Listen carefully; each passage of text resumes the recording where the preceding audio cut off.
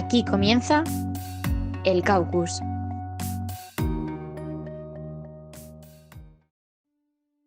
Así es, Nuria, estamos en el 10º programa del Caucus y me atrevería a decir que es el programa más importante de los que llevo hechos hasta el momento, pues la última semana ha sido simplemente frenética en la actualidad política de los Estados Unidos y muy posiblemente vaya a marcar el devenir de las elecciones del próximo martes 3 de noviembre. Del pasado martes al miércoles tuvo lugar el primer debate electoral entre Donald Trump y Joe Biden y en el fin de semana se produjo una de las noticias más importantes del mes y más importantes del año. Donald Trump dio positivo por coronavirus y fue ingresado en el Centro Médico Nacional Militar Walter Reed. Pero antes de pasar a tratar esos contenidos, me hace una especial ilusión poder presentaros una entrevista de calidad. Mamen Sala es corresponsal de Mediaset España, tanto Telecinco 4 como el medio digital News en Nueva York, y también es corresponsal de la agencia France 24, la cual Mamen Sala nos ha cedido 10 minutos entre un directo de un informativo a otro que tenía que hacer para hablar sobre distintas cuestiones, tanto de la corresponsalía en Nueva York como de la situación política como de la situación social. Y es por ello por lo que me gustaría agradecerle enormemente el esfuerzo que ha hecho para poder hablar conmigo. Si queréis ver la entrevista en vídeo, en esta ocasión podéis, lo único que tenéis que hacer es ir al canal de YouTube de TreJournal, y si queréis escucharla normal podcast, pues entonces continuad con este reproductor. Antes de pasar a analizar el resto de temas, os dejo con la entrevista con Mamen Sala. Estamos en directo desde Nueva York, tenemos a Mamen Sala, que tal y como he dicho antes, es corresponsal de Mediaset España y France 24 en aquella ciudad. Lo primero, Mamen, y lo digo en serio, gracias por haber aceptado esta entrevista y más en unos días tan locos como los que estás viviendo. Sí, la verdad es que lo son, sobre todo después del anuncio del contagio de Donald Trump, pero nada, un placer estar aquí con vosotros. Antes de pasar a las preguntas como tal, y creo que esta cuestión es obligada, ¿cómo estás viviendo toda la explosión de informaciones de estos días? ¿Te refieres sobre el contagio de Donald Trump? Sí. Pues con un poquito de incredulidad. Incredulidad. Estamos ya que llevamos muchas horas trabajando, perdonad, porque la verdad es que resulta difícil de creer que el presidente del país poderoso del mundo se contagie y sea difícil acceder a la información, que al final no es una información precisamente naif. O sea, estamos hablando de la salud del presidente de Estados Unidos. Y no es que resulte difícil, es que además hay informaciones contradictorias. Como sabéis, o sea, Donald Trump da positivo la madrugada del viernes y a partir de ahí comienza un goteo de información por parte de la Casa Blanca que no tiene nada que ver con lo que cuentan sus médicos. Entonces, la verdad es muy difícil informar en una situación tan delicada sobre un tema tan delicado. Totalmente. Con tantos baches y con tantos problemas, ¿no? Sí. Hace ya varios años que llegaste a Estados Unidos para cubrir la actualidad política de aquel país. ¿Cómo es el día a día en una corresponsalía tan importante? Frenético. Solo os diré que ahora mismo estamos haciendo esta entrevista mientras que vamos de un directo a otro. Estamos aquí con mi compañero.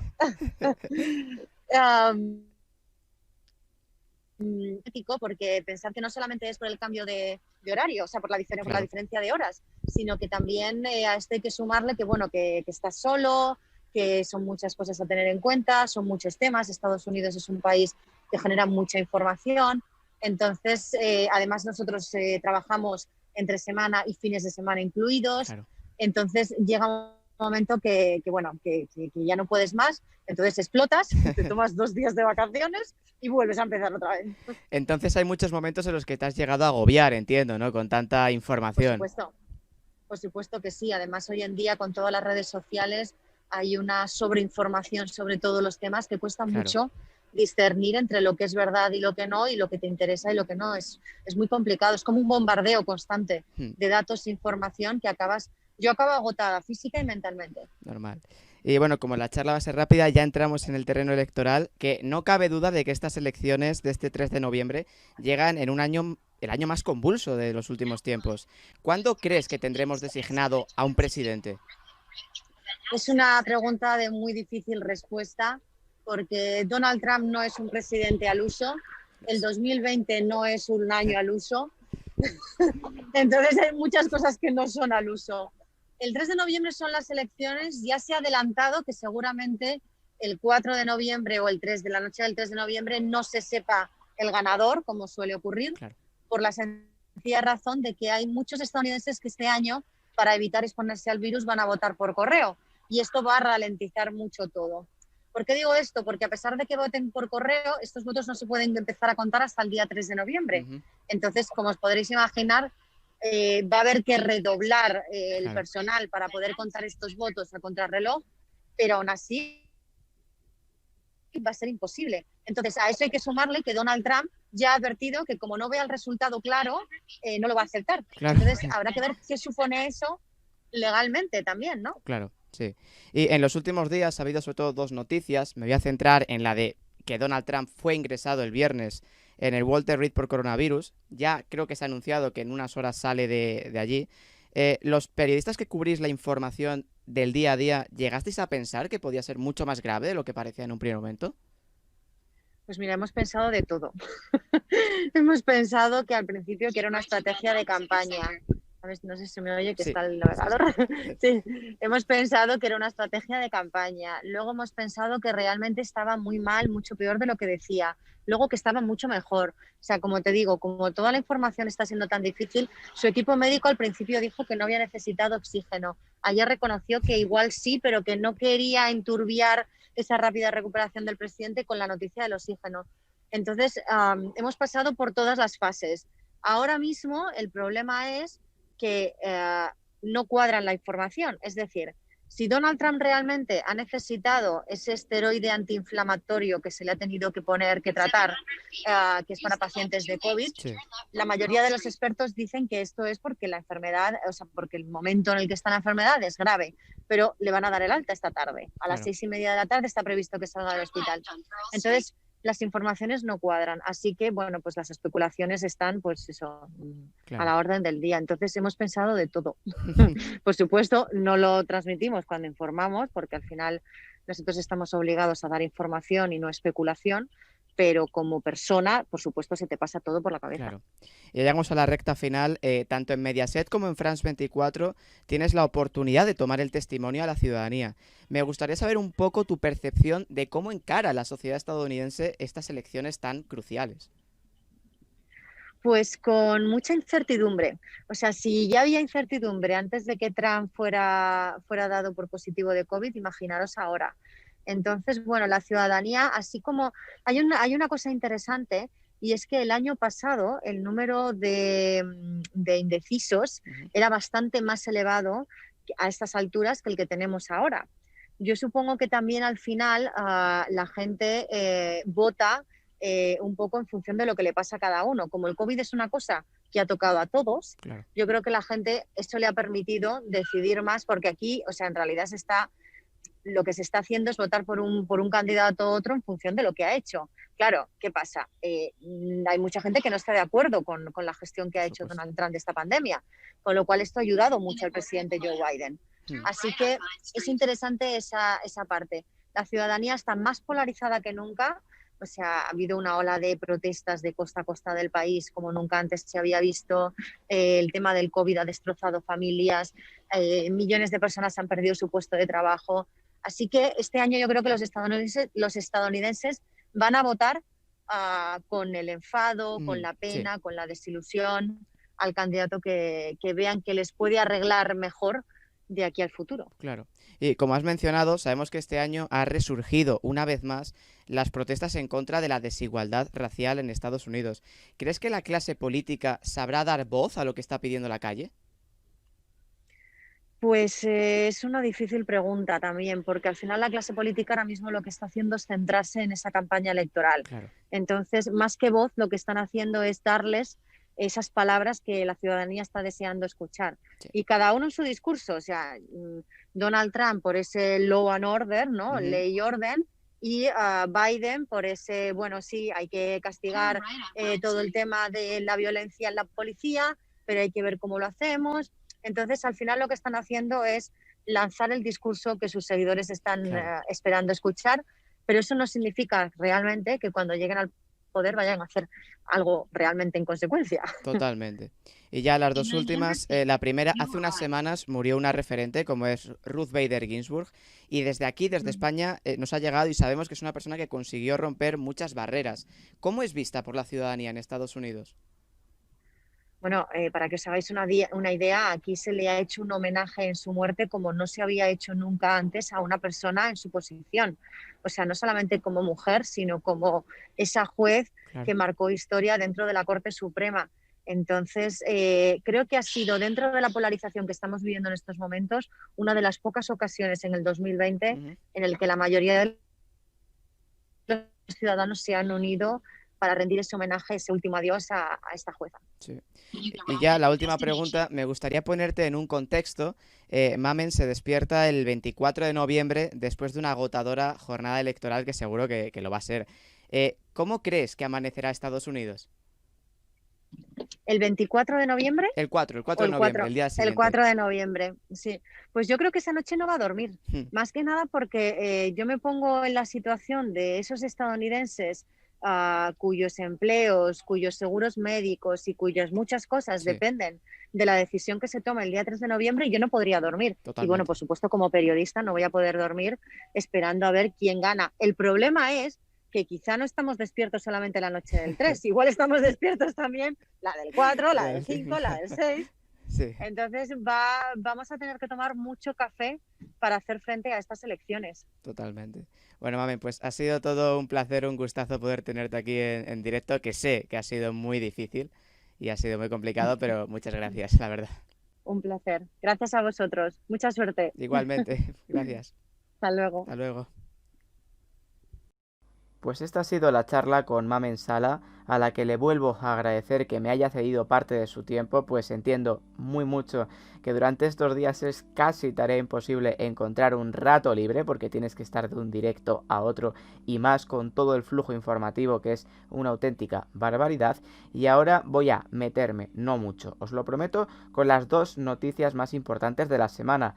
Primero, el debate electoral que enfrentó a Donald Trump y Joe Biden del martes al miércoles en la pasada madrugada, o mejor dicho, en la semana pasada, y luego, cómo no, el ingreso de Donald Trump en el Centro Nacional Médico Militar Walter Reed después de haber dado positivo por coronavirus.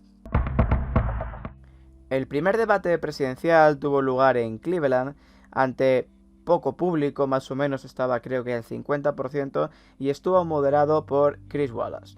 Vamos a empezar por el final, el debate duró hora y media y los titulares al día siguiente iban encaminados a que había sido más bien una pelea entre polos opuestos que un enfrentamiento político o un enfrentamiento dialéctico.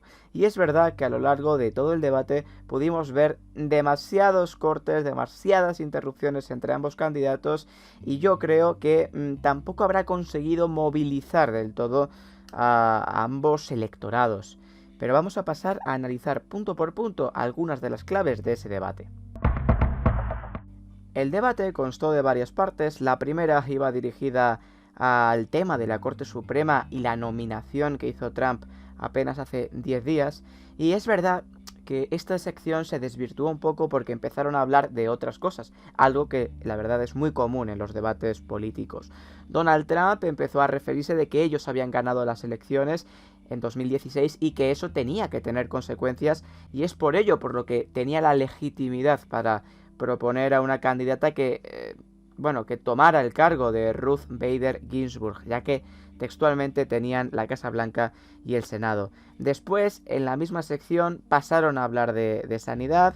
Respecto al Obamacare, Biden atacó a Trump por querer quitar el Obamacare y Trump se defendió hablando de China debido a las pocas reticencias que tiene Biden con China y que eso es como, ya lo hablamos con Alex Maroño hace unas semanas, es como un punto en el que pueden tener algo en común. Es verdad que durante todo el debate, y muy especialmente al principio, pudimos ver un Donald Trump cortando mucho a Joe Biden en sus intervenciones, y Biden soltó frases como todo el mundo sabe que Trump es un mentiroso. Por lo que podemos decir que vimos un debate bastante agresivo. Yo no me esperaba que Trump saliera tan a cuello, y esto la verdad que puede ser curioso porque evidentemente la estrategia de Donald Trump todos la conocemos, ir a cuello del adversario, etcétera. Pero claro, la incógnita estaba en cómo iba a afrontar Donald Trump los debates electorales ahora desde la posición presidencialista. Y pudimos ver a un Donald Trump más Donald Trump que nunca. Biden no respondió a la pregunta de qué va a hacer con el tema de la Corte Suprema si gana las elecciones, ya que Chris Wallace le dijo esa propuesta que tienen los demócratas de, a ver, podemos intentar aumentar el número de plazas, etc. Biden no fue del todo tajante y Trump le soltó la frase de, en 47 años no has hecho nada y yo he hecho mucho en 47 meses. El segundo bloque es evidentemente muy importante, pues hablaron del coronavirus. Biden le dijo que Trump sabía lo serio que iba a ser esta pandemia, pero que no quiso decir nada para no crear alarma, y que el presidente norteamericano no tenía ningún plan para hacer frente al COVID-19. Trump dijo que con Biden no hubieran muerto 200.000 personas, sino millones de personas, porque según Trump, la política de Biden hubiera sido dejar abierto el país y que no hubiese habido ningún tipo de restricción de movilidad en ese aspecto. Trump dice que hicieron un gran trabajo, que están muy cerca de las vacunas. Luego que volvió a referirse a ese concepto muy utilizado en 2016, de las fake news, ya que dice, las fake news me dan mala cobertura y a ti te dan buena. Le echó en cara que durante su gestión en el gobierno de Obama no hizo frente a la fiebre porcina, e incluso respecto a lo que es la vacuna, Trump dijo que habló con Johnson & Johnson y Moderna y que estaba muy cerca de poder tener dosis, e incluso de que le gustaría que se pudieran distribuir 200.000 dosis por día antes o más o menos del 1 de noviembre, lo cual estamos ya a 6 de octubre, es dentro de un mes, lo vemos ciertamente muy complicado. Ante esto, Biden le replicó que Trump presiona a sus propios científicos para sacar rédito electoral. Evidentemente hizo hincapié en las salidas del tiesto que tuvo Trump respecto a inyectarse lejía, los haces de luz, ese tipo de cosas. Y le dijo que si él fuera presidente tendría un plan para hacer frente al COVID, no como Trump, que no tiene ninguno.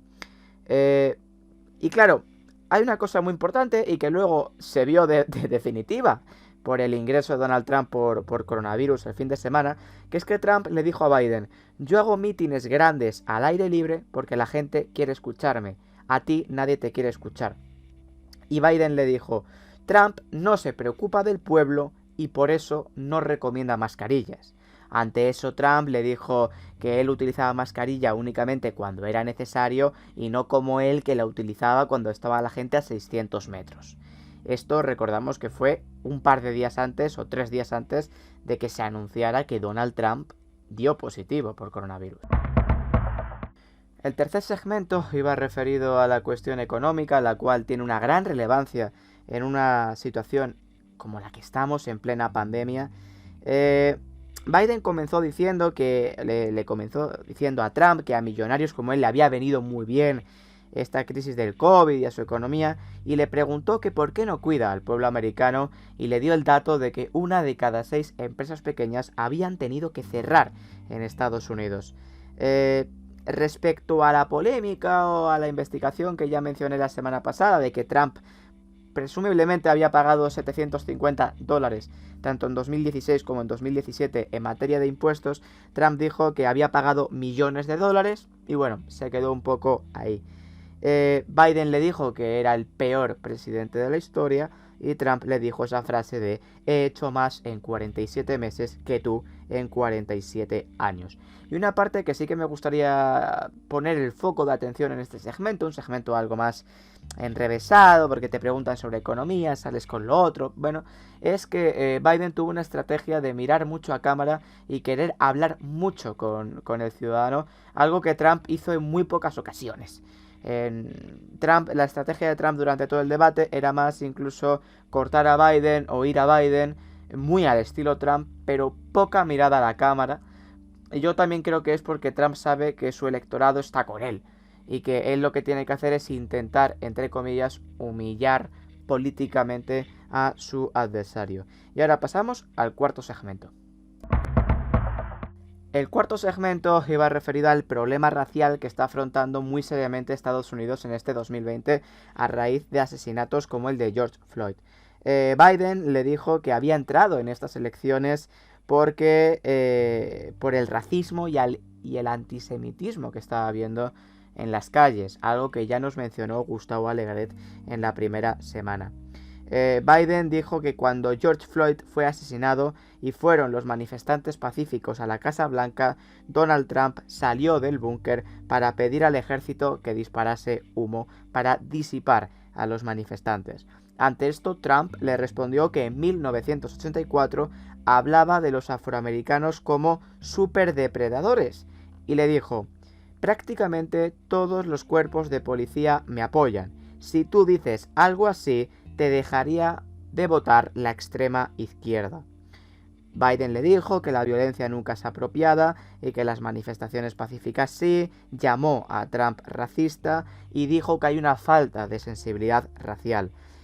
Dijo: podemos ganarle al racismo en América, y Trump le dijo que en el gobierno de Obama y Biden hubo más violencia que en mi gobierno.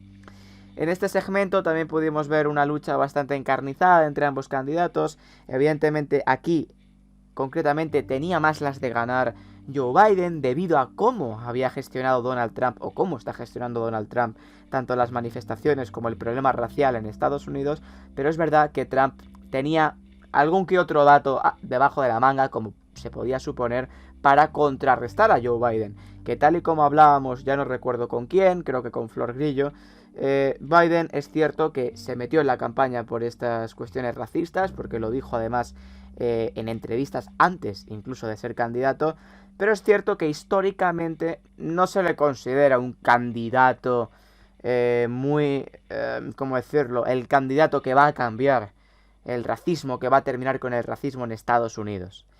Y ahora vamos con otro bloque muy importante.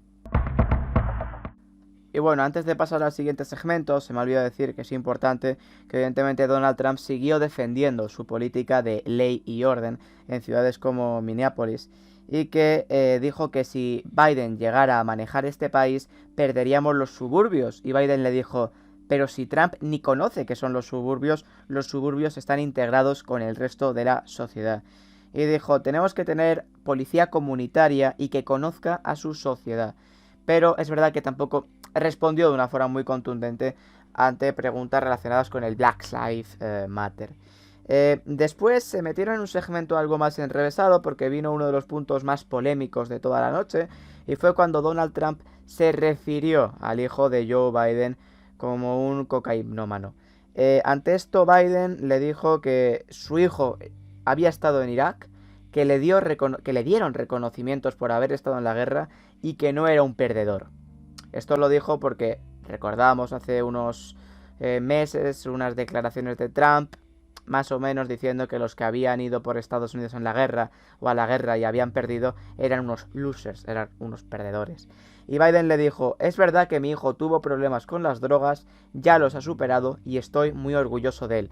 Es cierto que este fue el momento más peliagudo del debate y desde mi punto de vista un momento bastante innecesario, porque es cierto que se puede ir a cuello contra el rival. Es más, en muchas ocasiones se debería ir a cuello contra el rival si de verdad defiendes unas ideas, pero ya meterte con el hijo o con tal, creo que eso al americano de a pie poco le importa si el hijo de Joe Biden hizo algo, hizo X. Lo mismo diría si la hija de Trump hizo algo, hizo X, o si me da igual. Yo creo que al americano de a pie le da igual lo que haga el familiar de fulanito, sino lo que le importa son medidas claras y concisas. Dice, además, aquí también hablaron del tema de la justicia, porque dice Trump: antes del coronavirus todo iba bien. Para el final del primer mandato tendré a 300 jueces federales en la Corte de Apelaciones, mientras que el gobierno Obama-Biden dejó a 128. Por lo que ya vemos que otro de los temas centrales de esta campaña, como no puede ser de otra forma, es la justicia, el control de la justicia, porque no olvidemos que en Estados Unidos la Corte Suprema tiene su propio autogobierno, por lo que no hay que perderle para nada el foco. Y ahora vamos a un segmento bastante importante y que lo va a ser cada vez más en el futuro. El penúltimo segmento hizo referencia a el cambio climático. Donald Trump dijo que derogó los límites a la emisión de gases porque estaba destruyendo negocios. Y Biden le dijo que durante mi administración pude bajar el coste de energías renovables para hacerlas mucho más económicas. Su objetivo es tener un buen salario con una infraestructura que sea verde. Y Biden dijo que Trump quiere asegurarse de que se pueda emitir metano sin que sea un problema. Y Trump le dijo, ¿por qué no has hecho nada de lo que dices en los 47 años que has estado en el poder? Y ahí pues se quedó un poco el tema.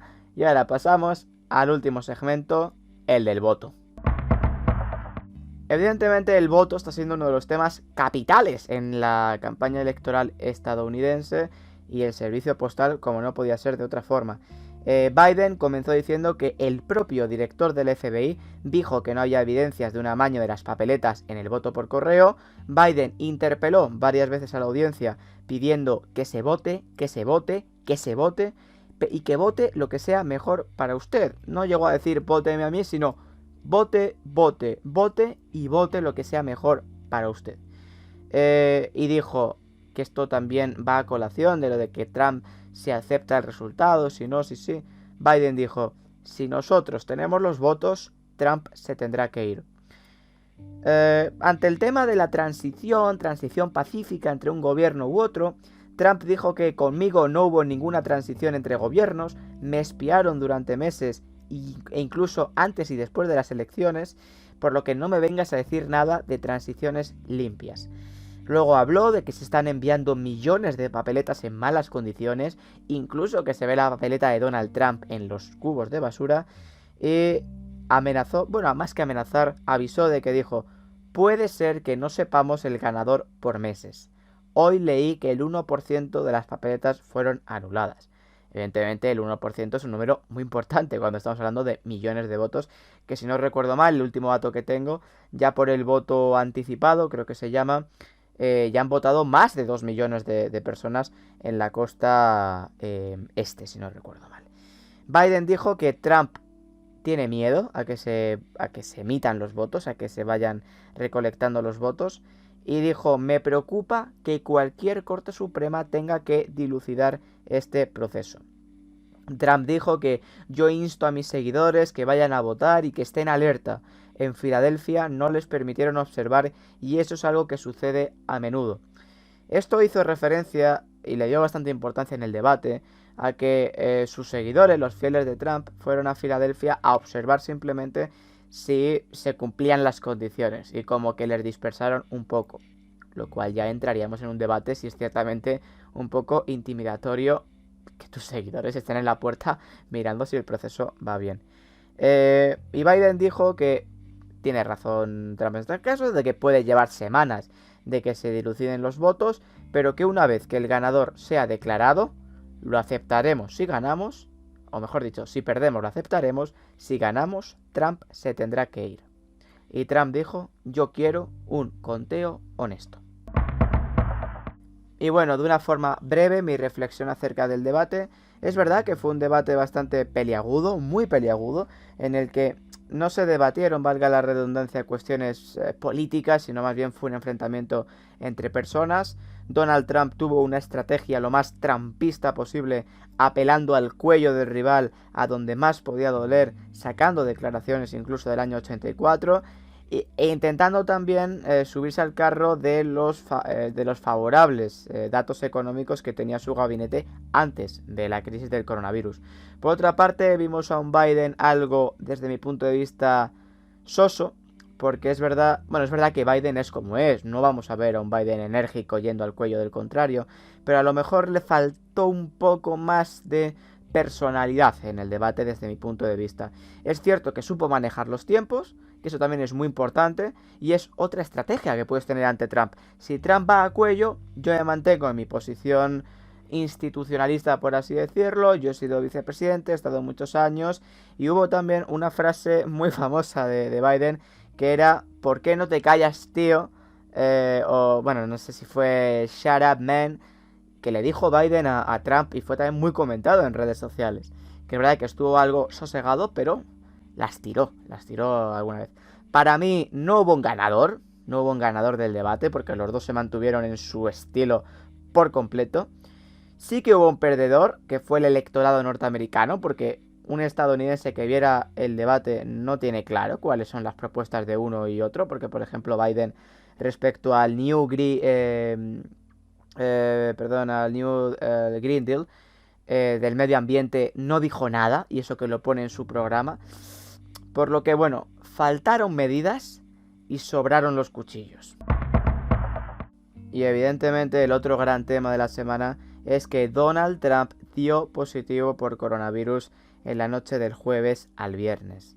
El viernes Donald Trump fue ingresado en el Centro Médico Nacional Militar Walter Reed, el cual es súper famoso porque tiene una suite presidencial o presidencialista, evidentemente, con una gran seguridad. Y es verdad, como hemos hablado en la entrevista con Mamen, que las informaciones han ido subiendo y bajando. Al principio parecía que no era nada, incluso le veíamos saliendo por su propio pie de la Casa Blanca para dirigirse al helicóptero que le llevó al centro. Y luego al día siguiente se dijo que había empeorado, que incluso sus niveles de oxígeno en sangre habían bajado, si no recuerdo mal, a un 94%, a un 96%, cuando lo óptimo es un 99-100%. Al principio se dijo que no había necesitado oxígeno, luego se dijo que sí, luego se mencionó que estaba tratamiento con Redemsir, que es uno de los fármacos, si no recuerdo mal, es un fármaco contra la malaria que va muy bien para el coronavirus. Luego, mientras se decía que no estaba del todo mal, por otra parte se decía que había recibido un tratamiento con esteroides, que esto creo que está por confirmar, lo cual es únicamente para casos graves. Sea como fuere, minutos antes de hacer la entrevista con Mamen Sala, Donald Trump publicó un tweet diciendo que a las 6:30 hora estadounidense, véase tú que lo estás escuchando ya se dio de alta, que iba a dar de alta y que iba a volver a la Casa Blanca para seguir ahí su recuperación. Y bueno, más o menos vino a decir que el coronavirus no era tan letal y que su administración había hecho muchas cosas para solventar el COVID y que básicamente pues nada ha cambiado, ¿no? Ha pasado esto. Había gente que podía pensar que Donald Trump iba a cambiar su estrategia, pero parece que no la ha cambiado del todo. Y digo del todo porque es cierto que durante las primeras horas de traslado pudimos ver vídeos en Twitter de Donald Trump, sobre todo el primero, recuerdos de la Casa Blanca antes de irse al Walter Reed, con una cara bastante griposa, se le notaba bastante demacrado, bastante tocado, ¿no? Como cualquiera que esté enfermo, que esté griposo, en este caso con coronavirus. Y es verdad que llamó bastante la atención. Ya luego en vídeos posteriores se le veía con más ánimo, hablando al público norteamericano. En el día de ayer, en el día del domingo, incluso dio un paseo con el coche presidencial para saludar a los fieles que le estaban esperando fuera del Walter Reed.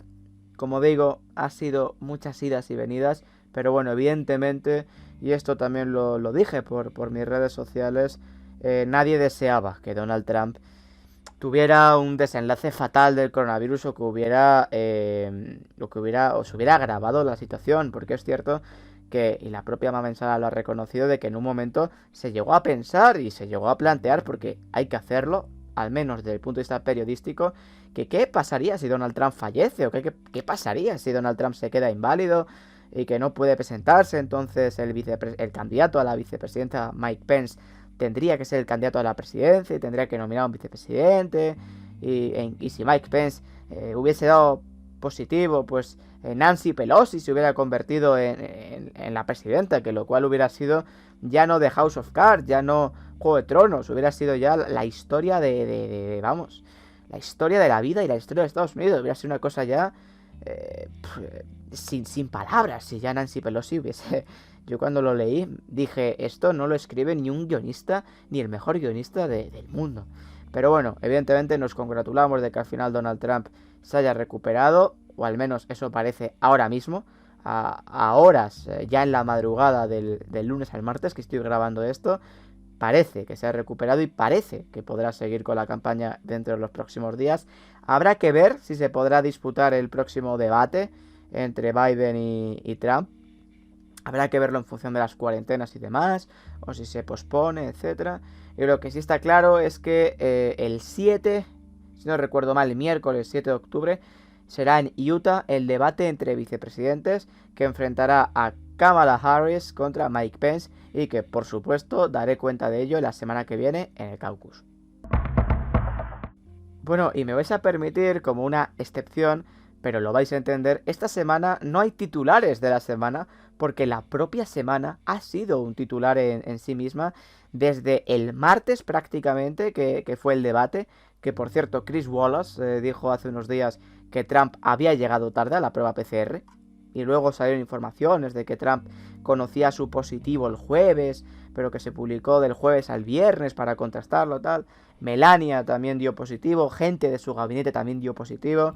De momento están todos bien, al menos los reportes que tenemos que están todos bien, sino el que se llevó la peor parte fue el propio presidente Donald Trump. Pero eso, que la semana en sí ha sido un titular en sí misma. Y es por ello por lo que ahora pasamos a la despedida. Gracias a todos, gracias a todas que habéis escuchado este 10º programa del Caucus. Ha sido una semana completamente frenética. Gracias a Kevin MacLeod, que sus canciones son las que están sonando aquí bajo dominio público. Y evidentemente infinitas gracias a Mamen Salah por habernos cedido esa entrevista que ha sido corta, han sido 10 minutos, pero creo que ha sido puro periodismo. Por supuesto, nos podéis seguir tanto en Twitter como en Instagram, @trijournal, y por supuesto en Instagram, @distrito51 revista, que este viernes sacamos nuestro segundo número. Para mí ha sido todo un placer, nos vemos la semana que viene, gracias y adiós.